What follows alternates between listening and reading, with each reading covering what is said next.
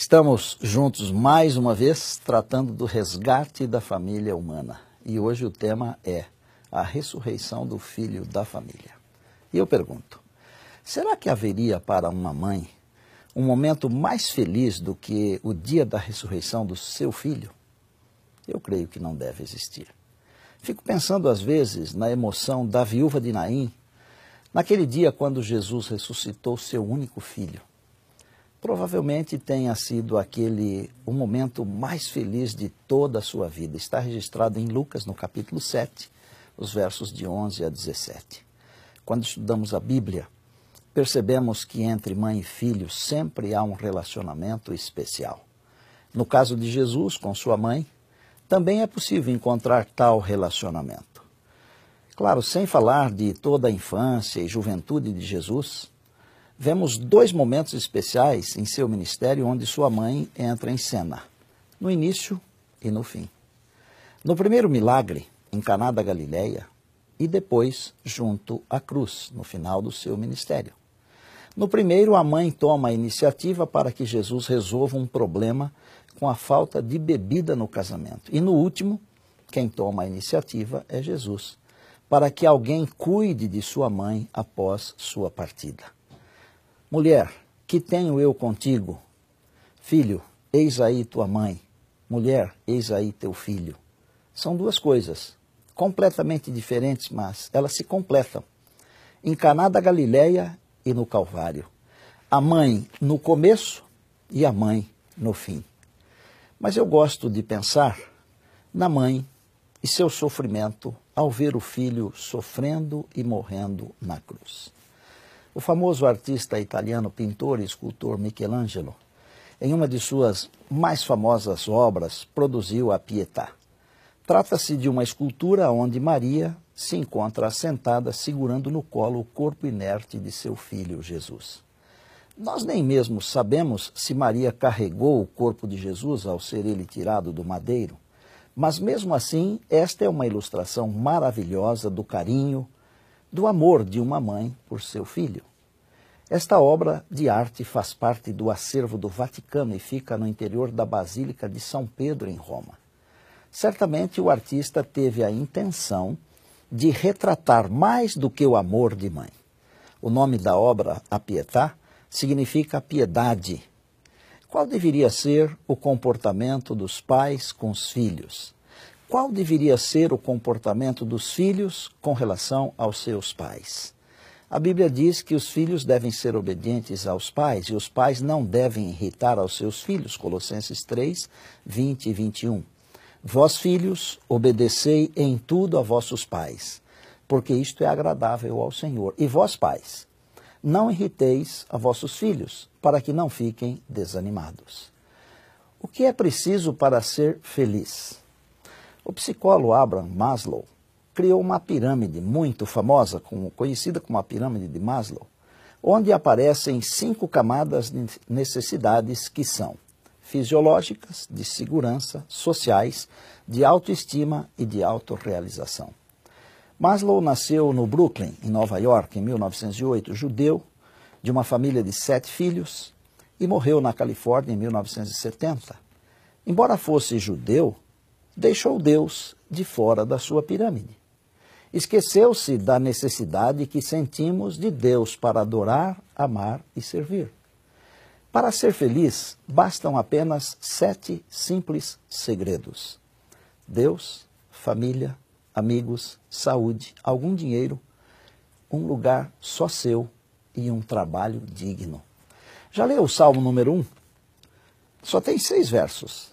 É o Salmo da felicidade. Ele chama de bem-aventurado o homem que anda com Deus.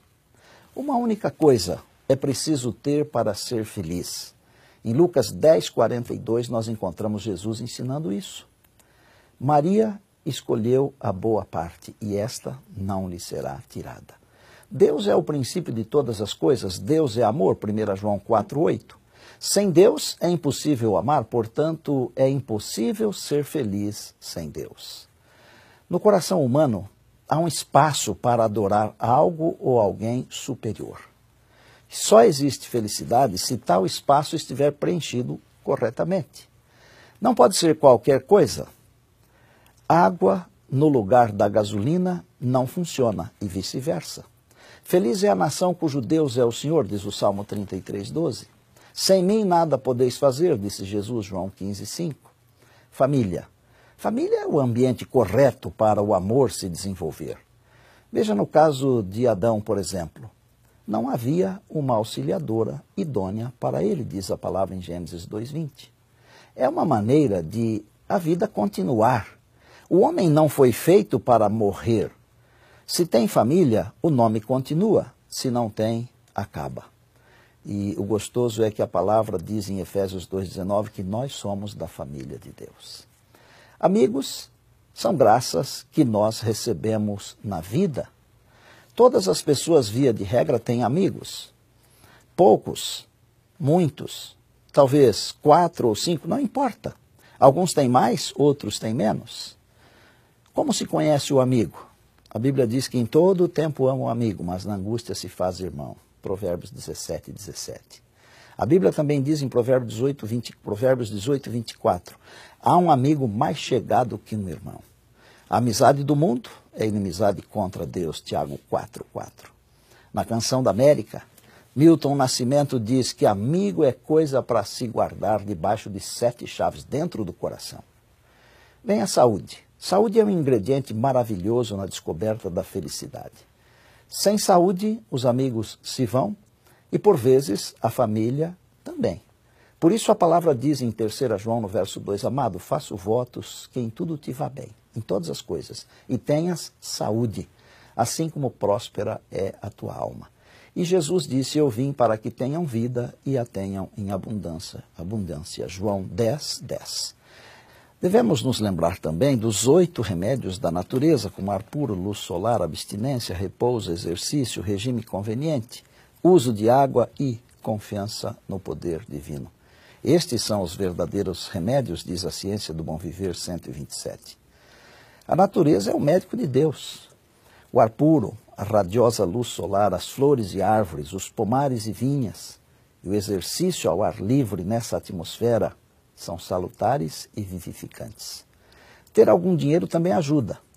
O problema com o dinheiro é o amor ao dinheiro. A palavra diz em 1 Timóteo 6 que o amor ao dinheiro é a raiz de todos os males. Deus diz, minha é a prata, meu é o ouro, Ageu 2:8. Devemos fazer bom uso do dinheiro. Lembra-se da história do samaritano? Quem usou bem o seu dinheiro? O samaritano, é claro. Agora, nós precisamos também ter um lugar só nosso. Significa ter o seu próprio reino. Chegar em casa é maravilhoso, a menos que a casa seja um inferno, como aquele garoto disse para a professora. Onde você mora, filho? No inferno. Mas como? É o que a minha mãe fala para o meu pai quando eles brigam. Na verdade, quando nós temos um lar, é uma bênção, onde a mulher é a rainha. O meu reino como pastor é a minha igreja. Veja Adão, por exemplo, ele recebeu a incumbência de dominar sobre as aves dos céus, os peixes do mar e os animais da terra. E Deus cria tudo de novo, Isaías 65:17. E João viu a nova criação. Vi novo céu e nova terra, Apocalipse 21:1-4. Nós devemos também ter um trabalho que produz alegria.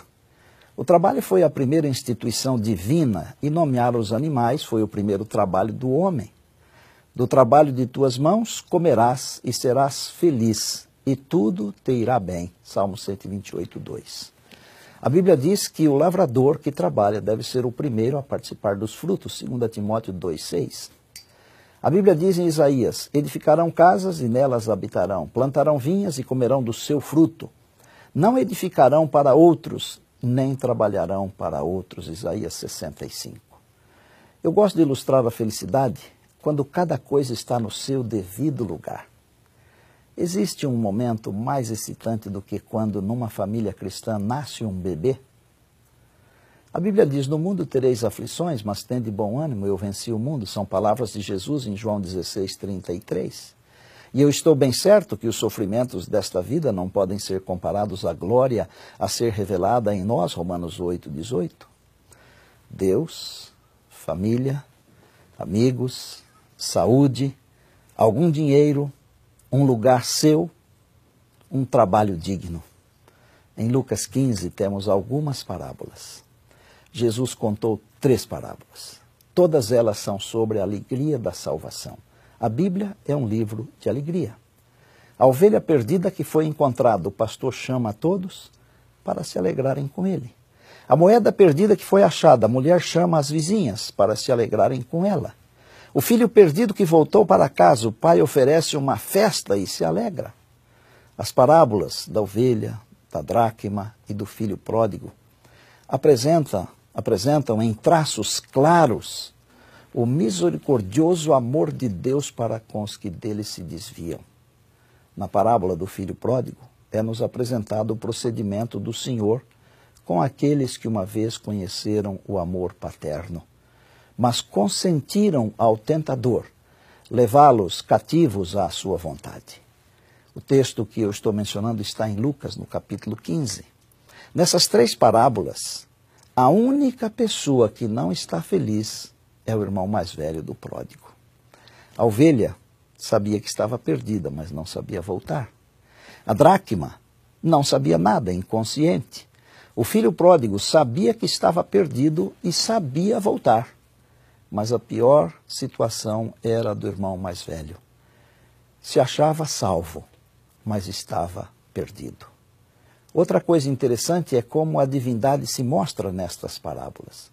O pastor é Jesus, a luz da candeia é o Espírito Santo e o pai da parábola é Deus, o Pai. São representações. O filho pródigo representa os publicanos, os pecadores, em busca do perdão. O filho mais velho representa um fariseu cheio de justiça própria. Cuidado com o perigo de se estar na casa do Pai, dentro da igreja e ainda estar perdido. O jovem rico, criado na sinagoga, cumpria os mandamentos, mas estava perdido. Judas, no trabalho com Jesus, mas estava perdido. Será que nos dias de hoje há pessoas perdidas dentro da igreja? Vamos fazer uma rápida análise da vida espiritual do irmão mais velho. Dentro da igreja, mas sem amor. Dentro da igreja, mas confiava na sua justiça própria. Dentro da igreja, mas não era livre. Como escravo, servia por medo. Fazia o certo com a motivação errada. Dentro da igreja, mas no coração só amargura. Dentro da igreja, mais solitário. Dentro da igreja, mais o coração cheio das misérias do mundo. Mas ele também tinha virtudes. Era trabalhador, era obediente, nunca transgrediu uma ordem do pai, dormia cedo para acordar cedo por causa do trabalho. Era um moço puro, casto, era cheio de virtudes. Tinha apenas um defeito. Era egoísta. A igreja é como um hospital. Quem vai para o hospital? Vai para o hospital quem está doente. Como termina a história da parábola do filho pródigo? Ela não termina, já percebeu? Você que tem que dar a conclusão. Eu vou dar a minha conclusão pessoal, que eu não li em livro nenhum, mas é algo que está no meu coração. Eu penso que o pai convenceu o filho a entrar para a festa. Sabe por quê? Porque aquele pai representa Deus e para mim, Deus tem argumentos irresistíveis. Eu vou terminar hoje contando uma história que muito me arrepiou. A história do Tiago é comovente, mas também aterrorizante. Era uma madrugada de quinta-feira, o telefone tocou. Como você, eu também não tenho boa impressão quando escuto o telefone tocar de madrugada. O telefone não toca de madrugada para se dar uma boa notícia. Quase sempre, com raríssimas exceções, são notícias ruins. Uma mãe estava ligando, desesperada, pedindo que eu fosse visitar seu filho de apenas 3 anos de idade, hospitalizado. O Tiago estava internado no Hospital Modelo, que ficava na rua Tamandaré, no bairro da Liberdade, em São Paulo. Hoje o hospital se chama AC Camargo. O menino estava com pneumonia dupla. A equipe médica informou a mãe que o pulmão esquerdo já estava perdido. Disseram também para Kátia, a mãe, que deveria chamar o padre ou o pastor para rezar, pois o caso era gravíssimo e se a febre não baixasse, ela poderia perder o filho dentro de 24 horas. Quando isso aconteceu, era noite.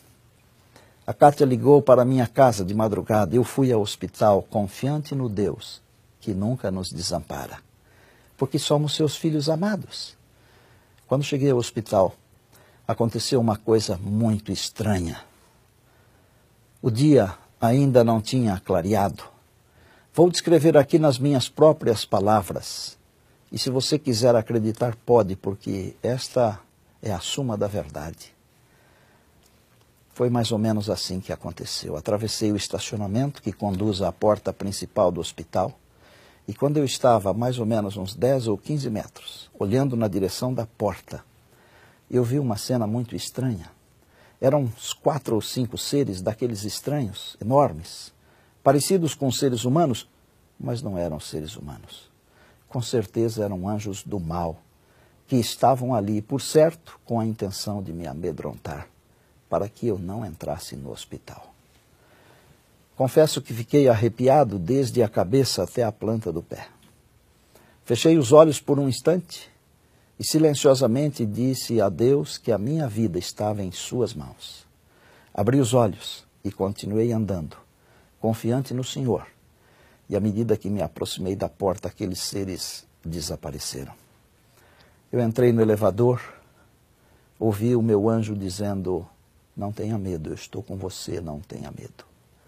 Subi ao 6º andar, onde o Tiago se encontrava no quarto 604. Ainda em minha mente aquela cena horrível. Naquele momento, enquanto eu subia ouvindo a voz do meu anjo dizendo: eu estou com você, não tenha medo, eu estou com você. Eu sei que era o meu anjo, pois ele já falou comigo outras vezes. Não foram muitas, 5 ou 6. Quando entrei no quarto 604, vi um garoto todo cheio de aparelhos.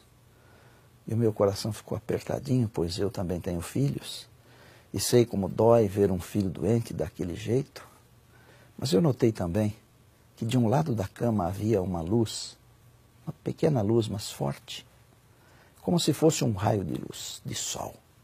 Olhei para ver se era o sol, um holofote, uma luminária, mas não era nada disso. Pensei em silêncio. O meu anjo disse que está comigo. E agora me faz ver que está aqui também. E eu resumi rápido a equação. Deus vai curar o menino, tenho certeza. Não disse nada sobre a luz com a Kátia, apenas guardei tudo aquilo no meu coração. Falei com a mãe e perguntei se ela acreditava que Deus poderia curar o menino. E ela respondeu, me devolveu a pergunta: e o senhor acredita? Finalmente ela disse que sim. Li 2 pequenos trechos da palavra, daqueles que falam profundamente ao nosso coração, Isaías 41, 10 e 13. Não temas porque eu sou contigo, não te assombres porque eu sou o teu Deus.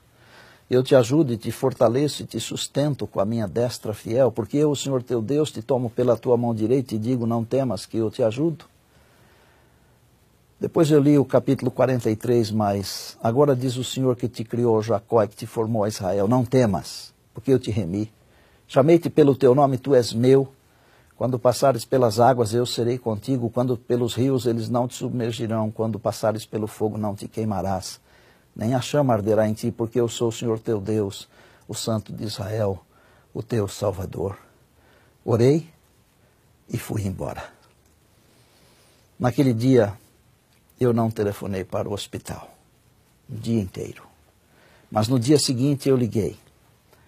E a mãe me disse que logo depois da oração, a febre havia ido embora e não voltara mais. O médico afirmou que se a febre não voltasse durante 2 ou 3 dias, o menino estaria salvo.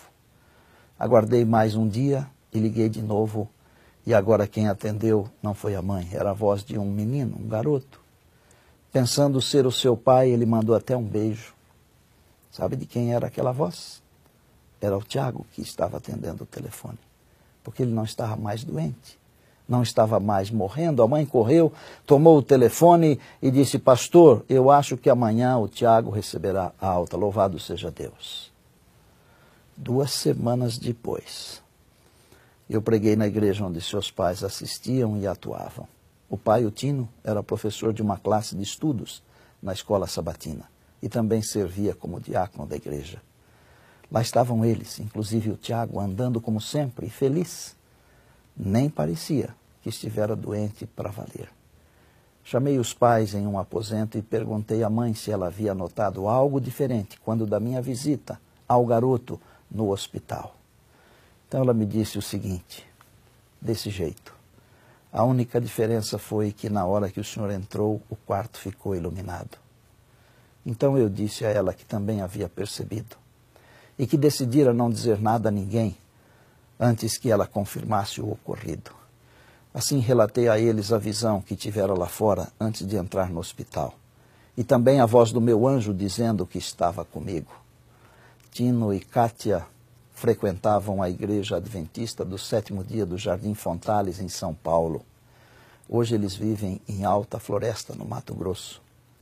A Kátia me disse algo mais que é bom você saber. Os médicos da pediatria a chamaram e disseram que não sabiam como o menino se recuperara tão depressa, que nem mesmo eles conseguiam acreditar. Por que estou contando isso? Apenas para glorificar a Deus, que movido de compaixão, atende às nossas orações. Toda honra e glória e louvor pertencem ao Senhor nosso Deus. Amados, Jesus ressuscitou. Ele é o Senhor da ressurreição. O que será que poderia fazer Ele por nós? O que será que Ele poderia fazer pela nossa família? Eu amo uma plaquinha que tem junto ao túmulo, no jardim da tumba, onde entende-se que Jesus esteve. A plaquinha diz assim: Ele não está aqui porque ressuscitou. Amados, a ressurreição do Senhor Jesus é o penhor da nossa salvação. Ele venceu Satanás em todos os aspectos. Ele venceu lá no deserto, ele venceu no jardim, ele venceu na cruz, mas ele venceu também no sepulcro, no túmulo. Agora ele precisa vencer no seu e no meu coração. Vamos orar? Senhor Deus, o nosso coração é teu, é do Senhor Jesus. Obrigado porque ele ressurgiu. Obrigado porque ele arrebentou as cadeias da morte. E isso nos dá a segurança que os nossos mortos também viverão. E nos dá a segurança que, independente de tudo que possa acontecer nesse mundo aqui, um dia nós vamos viver com Jesus eternamente. Obrigado porque o Filho da família ressurgiu, Jesus Cristo. A Ele seja a honra e a glória para todos sempre. Amém.